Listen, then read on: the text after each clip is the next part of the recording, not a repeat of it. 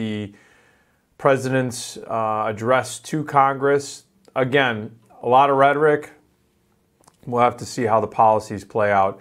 But with that being said, let's jump in and take a look at the Asian markets. Starting with Japan, the Nikkei did finish up about 0.9% overnight. Now, what we've continued to see is that there's been weakness in the yen against the dollar. It's now trading at 114. That pair, the yen weakness, let's call that a positive, okay?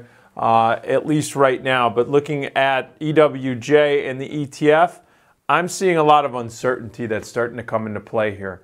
And the reason why I say that is because you're seeing these gaps. There's price action that just has too much enthusiasm involved in it, and it's not this grind higher. There's these pops and drops. I know that's not really an official technical term, but the point being is that the markets are moving on a lot of promise, a lot of hope. And the data, yes, has been solid, but you'll see things like, for example, Toyota Motors came out with their U.S. sales, and they were down about 7.22%. Now, if you look at Toyota Motors, that's a big component of the Nikkei, of the EWJ ETF.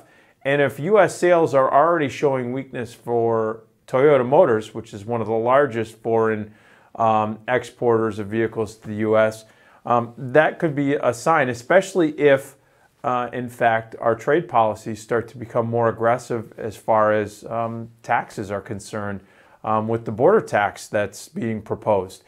We did see that Honda as well as Nissan did also report their U.S. sales. Both came in higher, 2.3% for Honda and 3.7% for Nissan. So to the upside, but again, we're seeing that mixed action, those mixed data points, and we don't even have the trade policies in place as far as here in the United States. So that could put even more volatility. Area I'm looking for in EWJ in Japan is going to be a challenge of that 51.25 level, and then I'm going to watch the $50.60 level as support. So this is the area if I'm looking to get long or stay bullish or get bullish positioning in EWJ in Japan. I want to see this area tested and then hold, and that's where then I will strategically start to potentially put some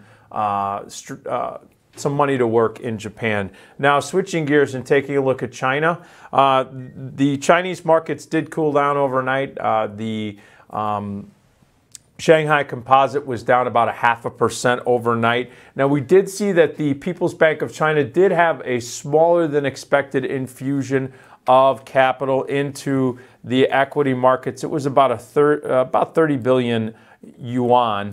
And I'm putting in FXI, the ETF that tracks the 35 largest cap stocks in the Shanghai Composite. What was also interesting, and probably is why the markets were holding back, was we saw that there was a little bit of a rumor, or no headlines yet, but there was some rumor that the Chinese Banking Regulatory Commission may tighten their regs on off-balance sheet investment instruments. That means that you could be seeing a little bit of concern about what some of these companies have on their off-balance sheets, as far as maybe some joint venture components, maybe some R&D partnerships, as well as some operating leases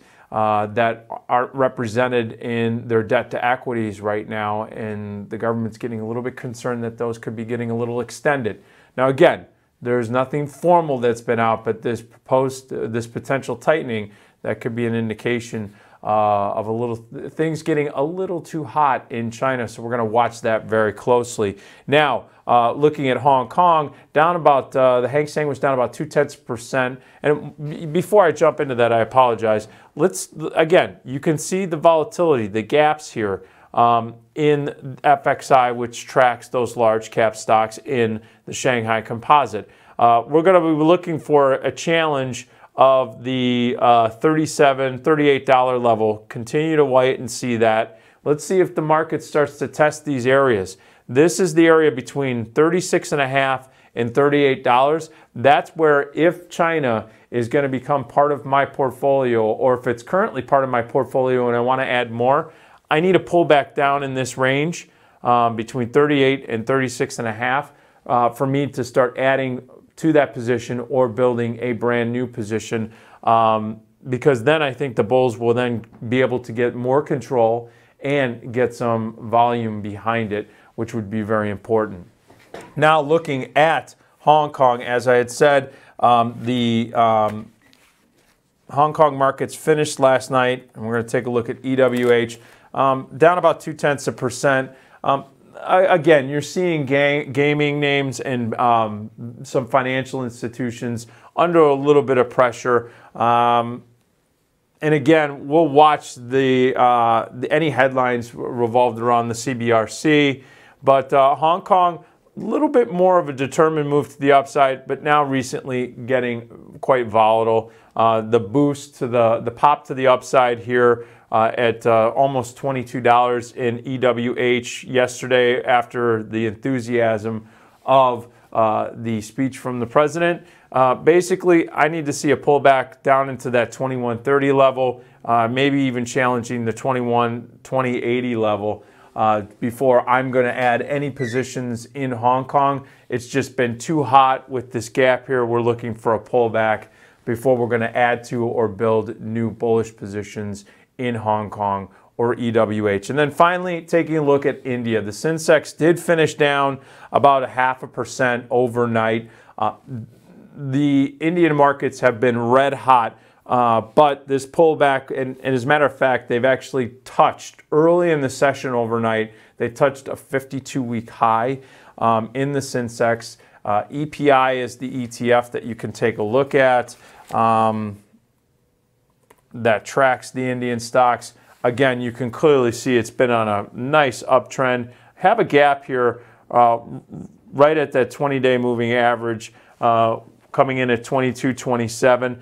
This is an area that we want to see have it come back, support, and even if it breaks, we'd like to see some action between $22 and $21.20, $21.40. That would allow us to get in at better prices, obviously, but more importantly, it allows some more bulls to add to a position and new bulls to get in if, in fact, the trend is going to continue to the upside.